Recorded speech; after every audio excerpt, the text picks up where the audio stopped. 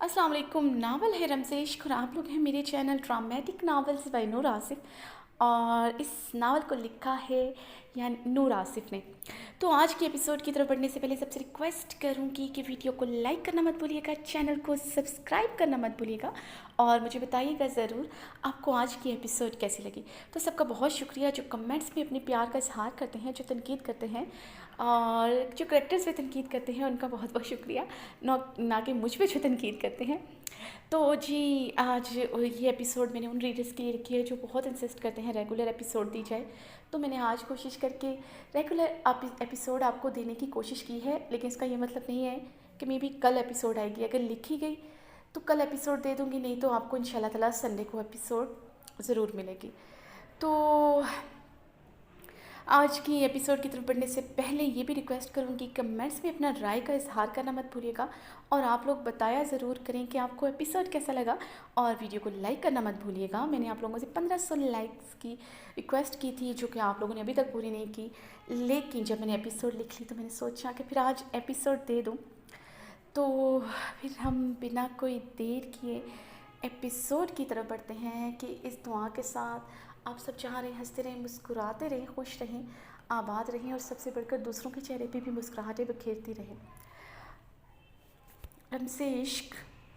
तहरीर नूर आसिफ की 23। अरहाम की आंख खुली तो उसने मोबाइल में टाइम देखा, जहाँ सुबह के 6 बज रहे थे। शदीद सर्दी की वजह से बाहर अभी तक घुप अंधेरा था। खिड़की से नज़र आती धुंध ने हर चीज़ अपनी लपेट में ले रखी थी। अपने घने बालों में हाथ फेरते वो उठकर बैठा। सुबह खेजी की आदत थी। अरहाम खानज़ादा की आंख सुबह सवेरे ही खुल जाती थी। ऊंचे नीचे पहाड़ों की चढ़ाई और पत्थरों पर वर्जिश करना उसकी आदत थी। अरहाम ने बेड से उठते वॉशरूम का रुख किया। शावर लेकर वो अपने घने बालों को टॉवल से खुश करते बाहर आया। कमरे की लाइट जलाते वो ड्रेसिंग मिरर की तरफ बढ़ा। इस वक्त वो सिर्फ ब्लैक ट्राउज़र पहने हुआ था। टॉवल से बाल खुश करने के बाद अच्छी तरह उससे अपना चिटानी सीना भी रगड़ा था। टॉवल बेड पर उछालते वो कपड़े पहनने के लिए ड्रेसिंग रूम की तरफ बढ़ने लगा तो उसकी नज़र बेख्तियार गहरी नींद में महव हूर पर पड़ी, जो गुल की फूलों वाली फ्रॉक में मलबूस थी। साइड करवट लिए सो रही थी। मध्यम सी सांसों का चलता ज़ीरो बम उसके कुंदन नशेबो फराज की दिलकशी बढ़ाए हुए था। अरहाम ना चाहते हुए भी उसे देखे गया। कमरे में हीटर ऑन होने के बायस कमरा बहुत गर्म था, इसलिए वो बिना कंबल के ही सो रही थी। उसके बदन की दिलकशी अरहाम को उससे नज़रें हटाने ही नहीं दे रही थी। अरहाम की नज़र उसके आगे से खुले हुए 2 बटनों से नज़र आते गहरे गले पर थी, जहाँ उसकी शिद्दतों के गहरे निशान थे जो उसके सफ़ेद नरमो मुलायम बदन को दागदार कर चुके थे। अरहाम की नज़र उसके गले से नज़र आती गहराइयों पर थी, जहाँ उसकी शिद्दतों के निशान सबसे ज़्यादा गहरे थे। शाहनवाज के हमले के बाद वो हूर को हवेली छोड़ने के बाद घर नहीं आया था। शाहनवाज पर उसने भी कई हमले करवाए थे, मगर शदीद सिक्योरिटी की वजह से वो बच निकला। 2 दिन बाद वो हवेली आया था। आते साथ ही वो हूर पर कोई भी नज़र डाले बगैर सो गया था, मगर अब वो उसके वजूद को इग्नोर नहीं कर पा रहा था। वो अपने क़यामत खेज़ सरापे से मगर अब वो उसके वजूद को इग्नोर नहीं कर पा रहा था। वो अपने क़यामत खेज़ सरापे से उसके अंदर सोए जज्बात जगा चुकी थी। अरहाम बेख्तियारी में उसकी तरफ बढ़ता, उसके पूरे वजूद पर काबिज़ हुआ। अपने ऊपर पहाड़ जैसे वजूद को महसूस करते हूर की सांसें रुकी थी। हूर ने आंखें खोलते अपने ऊपर झुके अरहाम को देखा, जो अपनी गर्म सांसों की तपश उसके चेहरे पर बखेरते पूरी तरह उस पर हावी था। उसकी नज़रें उसके चेहरे का तवाफ करते और उसके हाथ उसके पूरे वजूद को बेबाकी से महसूस कर रहे थे। हूर की क्रिस्टल ब्राउन आंखों में खौफ लहराया था। दिल की धड़कनें तेज़ होती अरहाम के सीने में धड़कने लगी। उसकी तेज़ होती धड़कनों को महसूस करते अरहाम के हाथों की बेबाकी बढ़ी। अरहाम अपने अंगूठे से बेदर्दी से उसके निचले लब को मसलते उसकी खौफ से जर्द पड़ते चेहरे को देख रहा था। उसका जर्द पड़ता रंग देखकर अरहाम गहरा मुस्कराया। उसे अपनी बाहों में कैद करते वो रुख पलट गया था। हूर को अपने सीने पर गिराए उसके बालों को पीछे से बेदर्दी से जकड़े اس کا چہرہ اپنے مقابل کیا۔ مجھے دیکھتے یہ حسین چہرہ مرجھایا گلاب کیوں بن جاتا ہے؟ سرخ گال زرد کیوں پڑتے ہیں؟ ارحام نے اس کے بالوں پر اپنی گرفت مضبوط کی۔ حور نے درد سے سسکی لی۔ حور کی درد بھری سسکاری پر ارحام کے لبوں پر شفاف مسکراہٹ ابھری۔ جانے من یہ زندگی تو بہت لمبی ہے، تمہیں تو بہت سے درد سہنے ہیں، میری ہمراہی میں یہ چھوٹی چھوٹی تکلیفوں پر سسکاریاں بھرنا چھوڑ دو۔ ارحام نے اس کی کرسٹل براؤن آنکھوں کو بہت غور سے دیکھا جہاں نمی کی ہلکی سی تہ تھی۔ وہ گہرے سانس لیتے بامشکل ہی اپنے آنسوؤں کو اپنے عارض کا حصہ بننے سے روکے ہوئے تھی۔ گڈ ایکٹ، مجھے تمہارے آنسو بالکل پسند نہیں ہیں، یہ تمہاری آنکھوں میں تو بہت جچتے ہیں، مگر یہ بہہ کر اپنی وقت کھو دیتے ہیں۔ ارحام نے اس کی آنکھوں کے گوشوں پر ابھرتی ہوئی نمی کو اپنی انگلی سے چنا اور حور ارحام کے برہنہ چٹانی سینے کا حصہ بنتی نہ ماں کے لیے ارحام کی آنکھوں میں دیکھتی اپنی نظریں جھکا گئی۔ انگوٹھے کا زخم کیسا ہے؟ ڈریسنگ کی تھی؟ ارحام نے اس کی ٹھوری کو نرمی سے چھوتے اس کا چہرہ اوپر اٹھایا۔ کانچ سی آنکھوں میں نمی اسے کافی اٹریکٹ کر رہی تھی۔ اس کے نرمی سے پوچھنے پر حور کی آنکھوں میں پھر سے شبنم آن ٹھہری۔ جی کی تھی، حور نے کپ کپاتے لبوں سے کہا۔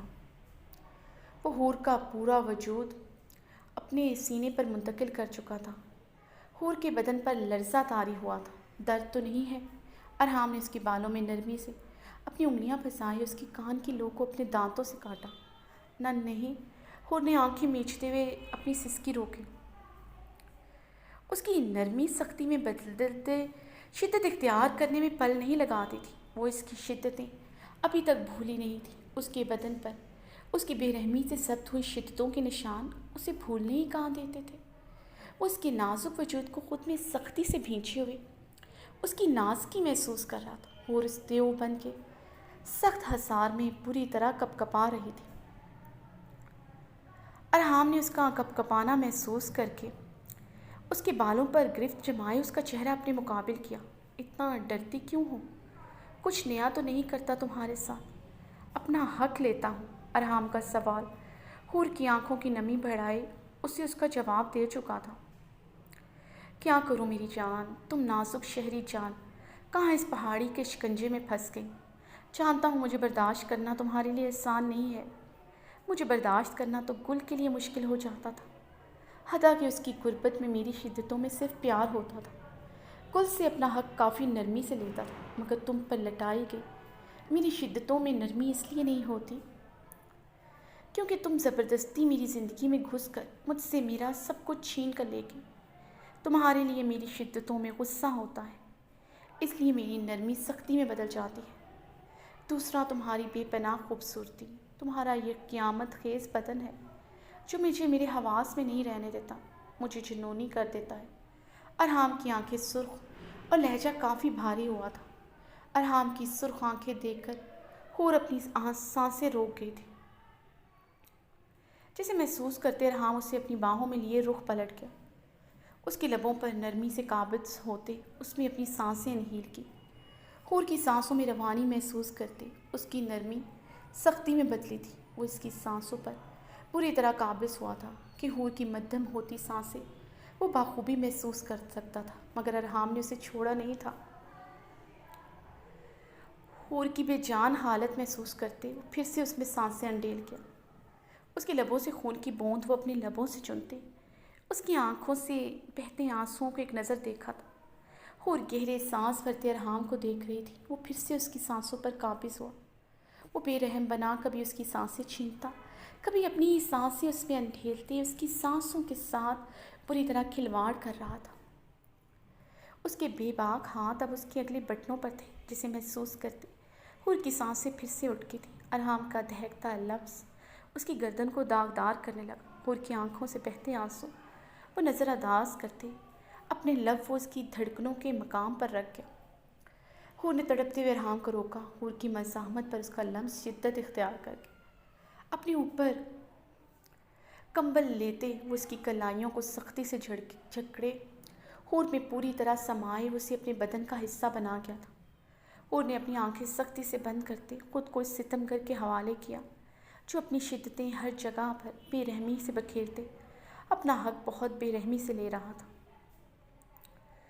ارحام بلیک شلوار قمیض پر بلیک کی مردانہ شال کندھوں پر ڈالے ڈریسنگ روم سے باہر آیا تو ایک نظر کمبل میں دب کے وجود پر ڈالی جس کی سسکیاں ابھی تک اسے سنائی دے رہی تھیں۔ ارحام نے غصے سے حور کے وجود سے کمبل اتار کر سائڈ پر پھینکا۔ حور اپنی حالت دیکھتے سرخ پڑتے کمبل کو جلدی سے پکڑتے خود پر اچھی طرح لپیٹتے بیڈ گراؤنڈ کے ساتھ جا لگی۔ اب وہ نظریں جھکائے اس ستمگر کے اگلے حکم کی منتظر تھی جو اپنا مطلب پورا کرنے کے بعد اسے خون شام نگاہوں سے گھور رہا تھا۔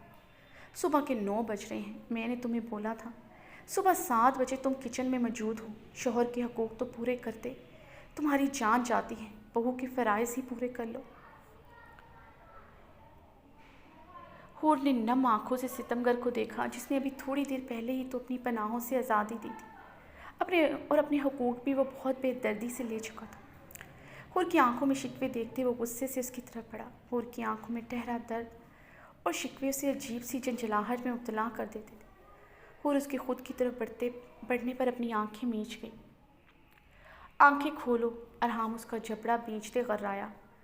حور نے اس کی گراہٹ پر جٹ سے آنکھیں کھولی۔ مجھے شکوہ کے نہ آنکھوں سے دیکھنے کا تمہیں کوئی حق نہیں ہے، نہ میں تمہیں کبھی اتنا حق دوں گا کہ تم مجھ سے کوئی شکوہ کرو۔ آئندہ مجھے ان آنکھوں سے ایسے مت دیکھنا، ارحام نے اسے درست لہجے میں تنبیہ کی۔ نہیں کروں گی، کبھی شکوہ نہیں کروں گی، آپ جیسے ظالم بے حس انسان سے میں زندگی بھر شکوہ نہیں کروں گی۔ حور اپنا جبڑا چھڑواتے کھٹی کھٹی بھیگی آواز میں بولی۔ وہ اسے ظالم بے حس کہہ کر اس کے ظلم اور بے حسی کا پھر سے شکوہ کر گئی تھی۔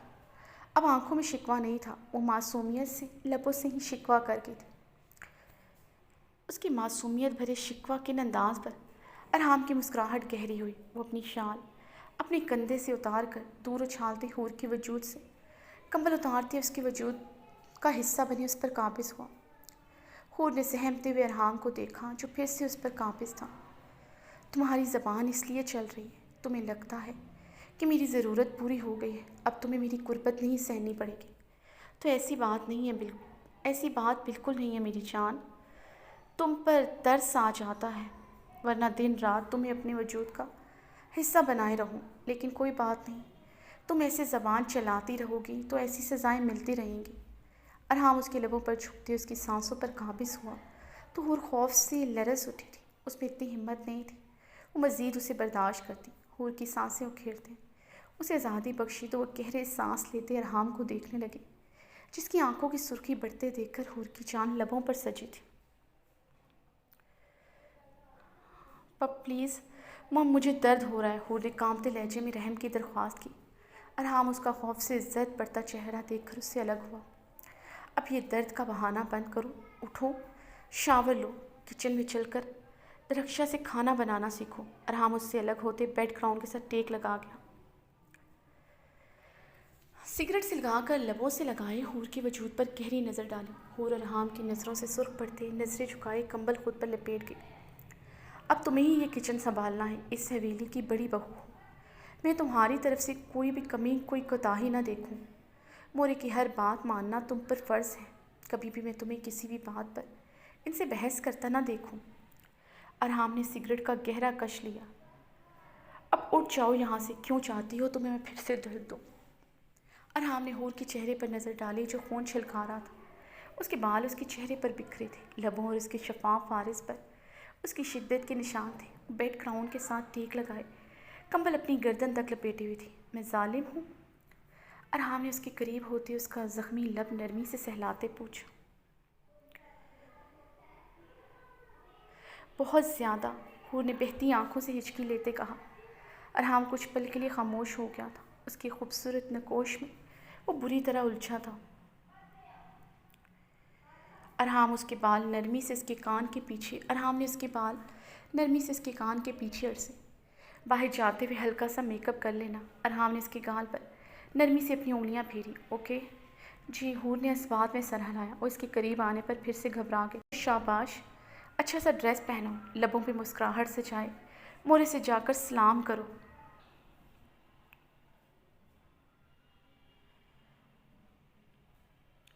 کسی کو بھی ہمارے کمرے کی کوئی بات نہیں پتہ چلنا چاہیے، کسی بھی ملازمہ سے دوستی کرنے کی یا باتیں کرنے کی ضرورت نہیں، نہ ہی درخشہ سے یہاں سے بھاگنے کے لیے کوئی مدد لینے کی، کیونکہ یہاں سے تم ساری عمر بھاگ نہیں سکتی، نہ ہی میں تمہیں کبھی کہیں جانے دوں گا۔ ہم خان اپنی عزت کو کبھی نہیں چھوڑتے۔ بہت غلط اور ظالم انسان کے ہاتھوں تم نے اپنی زندگی سونپی ہے۔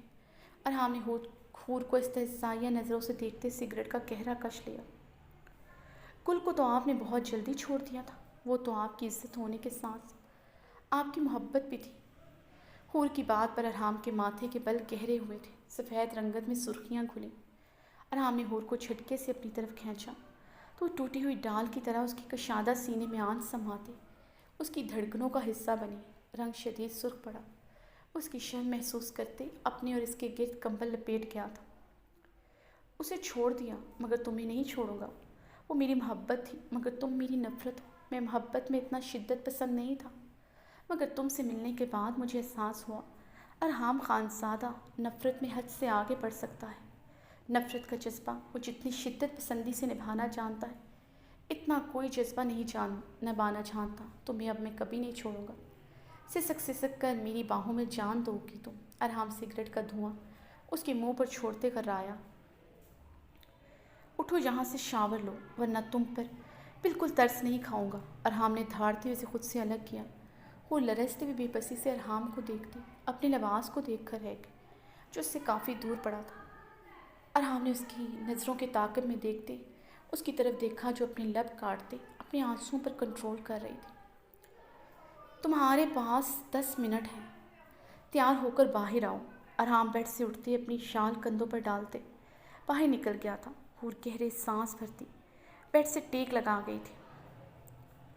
بہاریں اچھی طرح دوپٹہ اوڑھتے مردان خانہ میں داخل ہوئی۔ وہ مردان خانے کی بیٹھک میں داخل ہوئی تو سمیع اللہ خان کے سامنے والے صوفے پر بیٹھے شہرام کو دیکھ کر ٹھٹک کر رک گئی تھی۔ شہرام صوفے سے ٹیک لگائے مسکراتے ہوئے بہارے کو دیکھنے لگا۔ اسے دیکھ کر بہارے کے چہرے پر ناگواری کے رنگ لہرائے جنہیں چھپانے کی اس نے ذرا زحمت نہیں کی تھی۔ وہ غصے سے تیکھی نظروں سے شہرام کو دیکھنے لگی جو مسکراتے ہوئے اسے دیکھ رہا تھا۔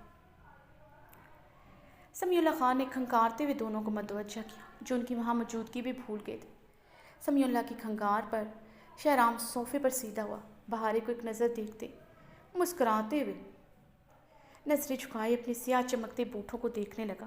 بہارے کی متوقع بے عزتی اس کی لبوں پر مسکراہٹ لے آئی تھی اور وہ یہ حسین نظارہ مس نہیں کرنا چاہتا تھا۔ السلام علیکم تاجی۔ بہارے نے شہرام کی لبوں پر چپکی مسکراہٹ کو دیکھتے دانت پیستے سمیع اللہ خان کو سلام کیا۔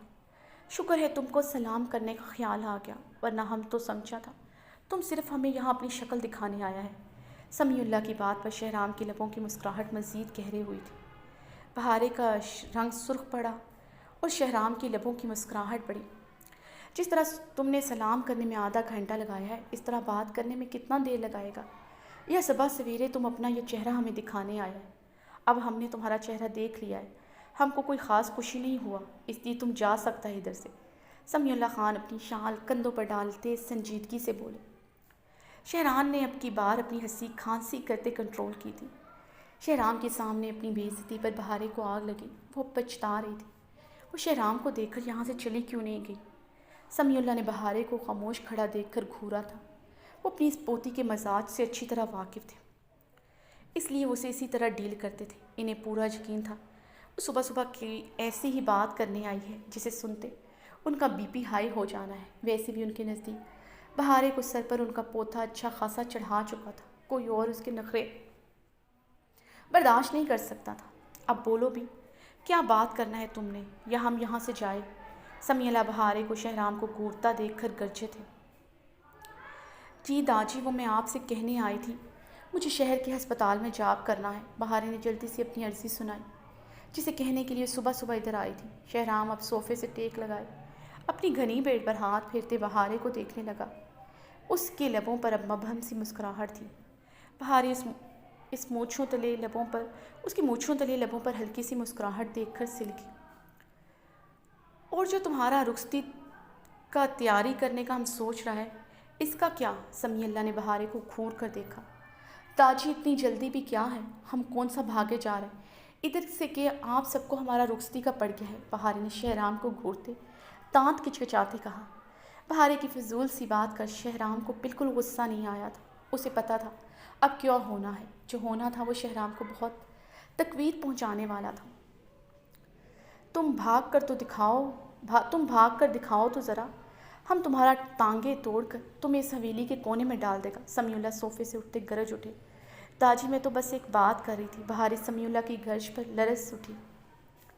مجھے سمجھ نہیں آتا تم بات کرتا ہی کیوں ہے جب تمہیں اپنی زبان پر کنٹرول نہیں۔ ایک زبان ہی ہوتا ہے جس پر انسان کو کنٹرول ہوتا ہے، لیکن تم جب بھی بولتا ہے غلط ہی بولتا ہے۔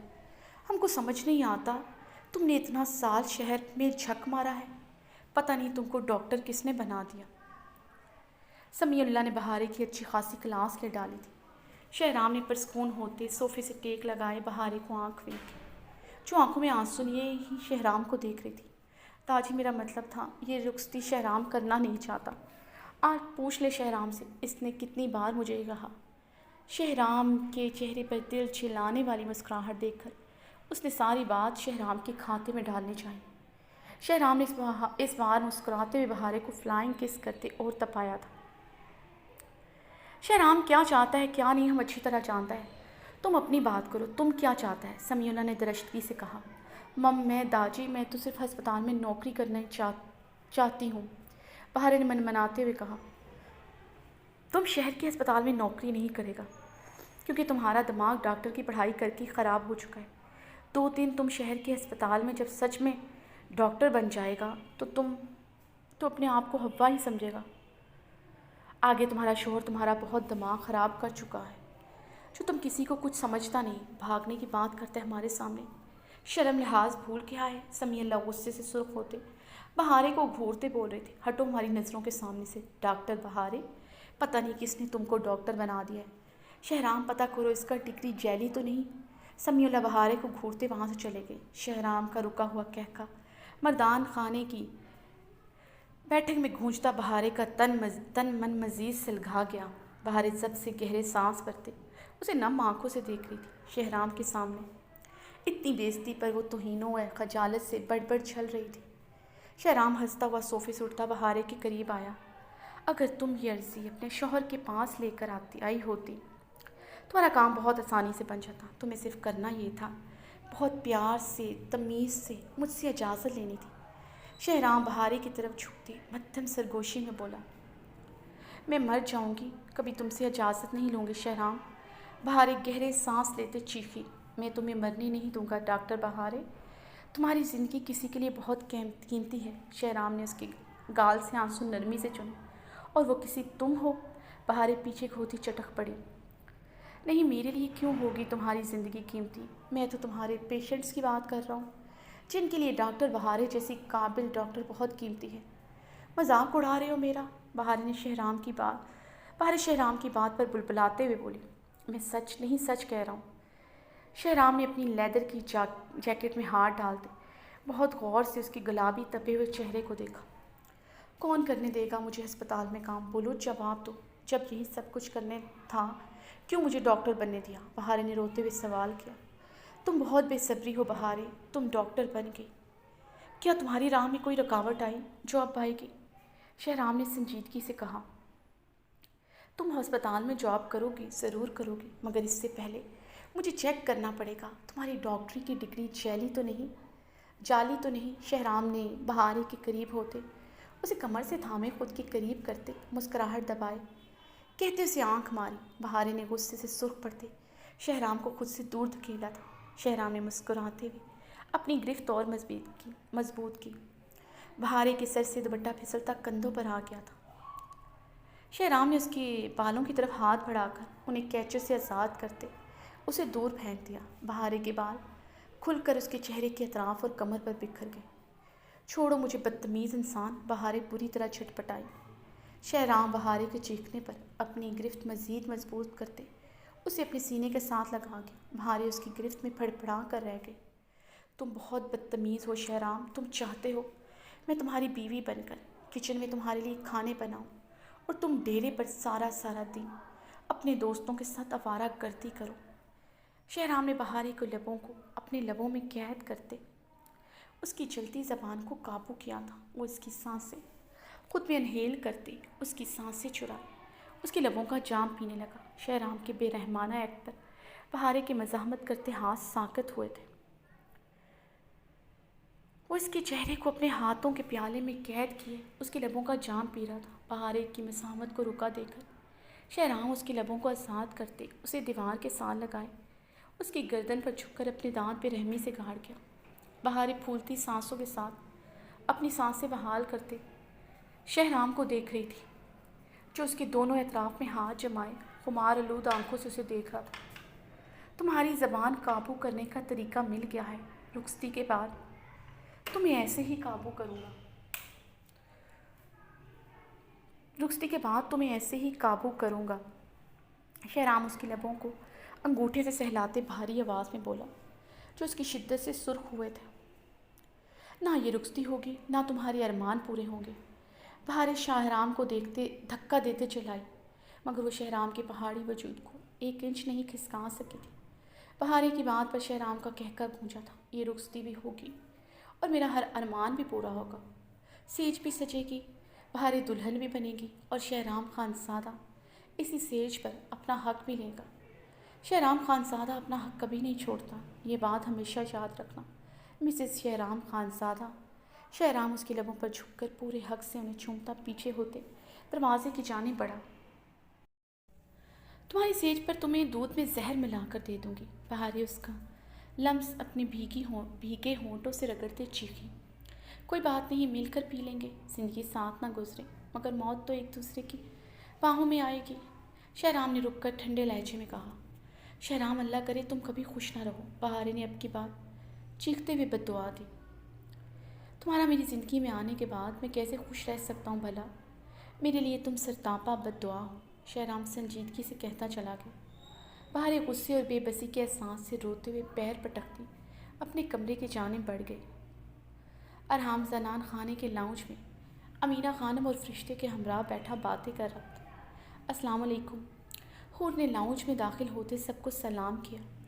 ارحام نے نظر اٹھا کر حور کو دیکھا تو اس کی نظر حور پر ٹھہر سی گئی تھی۔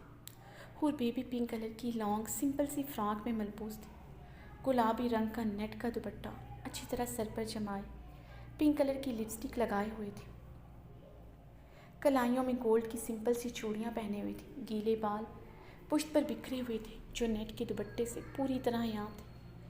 پنک کلر میں کھلتی نازک سی انچھوئی کلی لگ رہی تھی۔ ارحام کی گہری نظروں کی تپش سے گھبراتے ہوئے حور نے اچھی طرح اپنا دوپٹہ سر پر جمایا، ہاتھوں میں کپ کپاہٹ واضح طور پر دیکھی جا سکتی تھی، رنگ تپ کر کنداری ہوا تھا۔ ارحام اس کی گھبراہٹ اور اس کے چہرے کی بڑھتی سرخی کو دیکھ کر محظوظ ہوا، بے اختیار لبوں کو مبہم سی مسکراہٹ نے چھوا تھا۔ ماشاء اللہ، اللہ نظر بد سے بچائے، ہمارا ارحام کا دلہن تو سچ میں جنت کا حور ہے۔ امینہ خانم نے صوفے سے اٹھتے حور کے ماتھے پر اپنے لب رکھے تو حور کی آنکھوں میں آنسوؤں کی جلملاہٹ ہوئی۔ امینہ خانم کی محبت پر چاہ کر بھی اپنی آنکھیں نم ہونے سے روک نہ سکی تھی، مگر سامنے بیٹھے ستمگر کی سخت نظروں سے خائف ہوتے حور نے اپنے لب کچلتے اپنے آنسو روکے تھے۔ ارحام نے صوفے کی پشت کے ساتھ ٹیک لگائے حور کی آنکھوں میں ٹھہرے آنسوؤں کو غور سے دیکھا تھا۔ وہ اپنے امڑتے آنسوؤں کو روکنے کے لیے اپنے کپ کپاتے لبوں پر ظلم کر رہی تھی جو ارحام خانزادہ کو بہت ناگوار گزرا تھا۔ اس کے چھونے پر تو وہ تڑپ اٹھتی تھی، اب اپنے زخمی لب کو خود ہی کاٹ کاٹ کر اور زخمی کر رہی تھی۔ ارحام کی نظریں ابھی تک حور پر گڑی ہوئی تھیں، جسے محسوس کرتے وہ نظریں نہیں اٹھا رہی تھی۔ فرشتے حور کو دیکھتے ہی وہاں سے اٹھ کر چلی گئی تھی۔ فرشتے کو وہاں سے جاتا دیکھ کر حور نے اپنے لبوں پر مزید ظلم کیا تھا۔ فرشتے کا گھر برباد ہونے کا احساس سے جرم اسے بہت تکلیف دے رہا تھا۔ یہ گلٹ تب اور بڑھنے لگتا جب جب وہ فرشتے کو دیکھتی۔ حور نے گہرا سانس لیتے اپنی آنکھیں بے دردی سے مس لیں۔ سامنے بیٹھا انسان اس کے ہر ایکٹ پر گہری نظریں جمائے ہوئے تھا۔ اس کا سختی سے حکم تھا باہر اس کے آنسو نہ بہیں۔ حور نے بھیگی نگاہیں اٹھا کر ارحام کو ایک نظر دیکھا جو اسے ہی دیکھ رہا تھا۔ اس کی نظروں کے سرد پن سے گھبراتے پھر سے نظریں جھکا گئی تھی۔ ارحام تم حور کو کچھ خریداری کروا دو، کچھ کپڑے دلوا دو۔ وہ تم گل کے لیے کیا کرتا تھا، گل موبائل سے کپڑے پسند کرتی تھی، تم منگوا کر دیتا تھا، حور کو بھی منگوا دو۔ امینہ خانم نے حور کو گل کے کپڑوں میں دیکھ کر کہا۔ امینہ خانم کو حور کے عمل پر بہت غصہ تھا، مگر اب وہ ارحام کی بیوی تھی، پھر اس کی کم عمری اور معصومیت دیکھ کر وہ اس کے ساتھ اپنا سرد رویہ برقرار نہ رکھ سکی تھی۔ اس کا ڈرا سہما روپ اور اس کے بدن پر ارحام کی شدتیں دیکھ کر انہیں اندازہ ہوا تھا ارحام حور کے ساتھ کافی سختی کرتا ہے۔ ایسے میں وہ بھی حور کے ساتھ سخت رویہ اپناتی تو حور مزید ڈر جاتی۔ حور کو دیکھ کر انہیں اپنی آبیر یاد آ جاتی تھی۔ وہ کسی کی بیٹی کے ساتھ ظلم نہیں کر سکتی تھی۔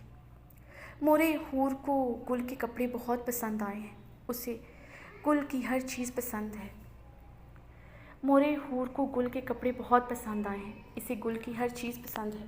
میں نے کہا تھا اسے، مگر اس نے منع کر دیا۔ ارحام نے حور کو دیکھتے طنزاً کہا تو حور نے زخمی نظروں سے ارحام کو دیکھا۔ حور کے دیکھنے پر ارحام کی طنزیہ مسکراہٹ گہری ہوئی تھی۔ مورے ویسے بھی حور کو حویلی سے باہر جانا بالکل پسند نہیں ہے، آپ کو تو پتہ ہے اس نے اس حویلی میں رہنے کے لیے کیا کچھ نہیں کیا۔ اب تو اس حویلی سے اس کا جنازہ ہی نکلے گا۔ ارحام کے طنز پر اس بار اپنے آنسو روک نہ سکی تھی۔ ارحام کے ڈر سے وہ رخ پلٹے اپنے بہتے آنسو نیٹ کی دوپٹے سے بے دردی سے صاف کرنے لگی۔ ارحام حور کی پشت کو گھور کر رہ گیا تھا۔ اس کا لرزتا بدن محسوس کر کے ارحام کا غیظ و غضب بڑھا۔ حور ارحام کی سرد پکار پر حور کے آنسو آنکھوں میں ہی ٹھہرے تھے۔ وہ خوف سے اپنی سانسیں روکی تھی۔ جج جی، حور نے رخ پلٹتے بمشکل کہا۔ ارحام کی سرد نظریں اسے اچھی طرح باور کروا گئی تھیں کہ اس کا اسے یہاں رونا پسند نہیں آیا۔ کچن میں جا کر درخشاں کی ہیلپ کرو، ارحام نے اسے خشمگی نگاہوں سے گھورتے حکم دیا۔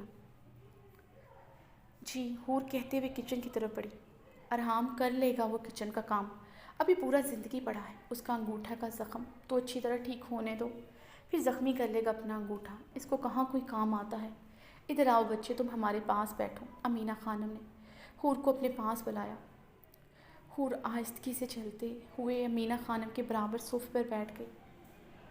السلام علیکم لالا، بابرک نے زنان خانہ میں قدم رکھتے بلند آواز سلام کیا۔ حور کو گہری نگاہوں سے دیکھتے ارحام کے ساتھ ہی صوفے پر بیٹھا۔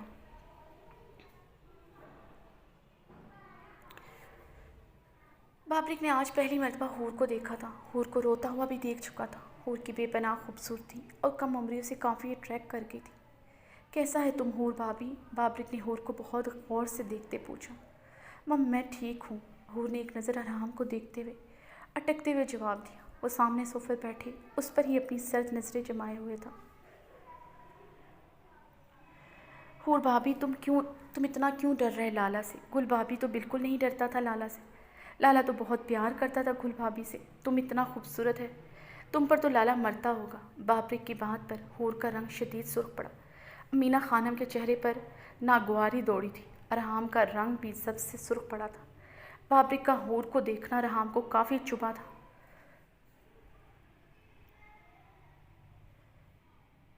حور سنا نہیں میں نے کیا کہا تھا تم سے کہ کچن میں جاؤ؟ ارحام کے درست لہجے میں دیے گئے حکم پر وہ جلدی سے صوفے سے اٹھتی کچن کی طرف بڑھ گئی۔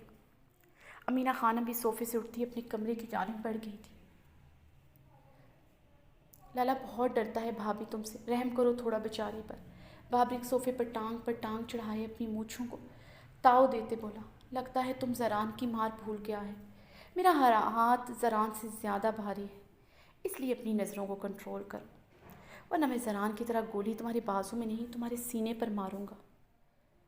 میرا نشانہ کتنا پکا ہے یہ مجھے تمہیں بتانے کی ضرورت نہیں، اس لیے اپنی نظروں کو میرے سامنے تو آئندہ کنٹرول میں رکھنا ہی، میری غیر موجودگی میں بھی ان نظروں کو قابو میں رکھنا۔ ارحام بابرک کو گھورتا وہاں سے چلا گیا تھا۔ بابرک ارحام کے جانے کے بعد مسکراتے ہوئے اپنی گھنی مونچھوں پر ہاتھ پھیر کر گیا۔ میرا نشانہ بھی بہت پکا ہے، جس دن ہم گولی چلائے گا میرے ایک گولی سے زران خان زادہ اور ارحام خان زادہ کٹھا ہی ڈھیر ہو جائے گا۔ بابرک کا بھاری کہکا زنان خانے میں گونجا تھا۔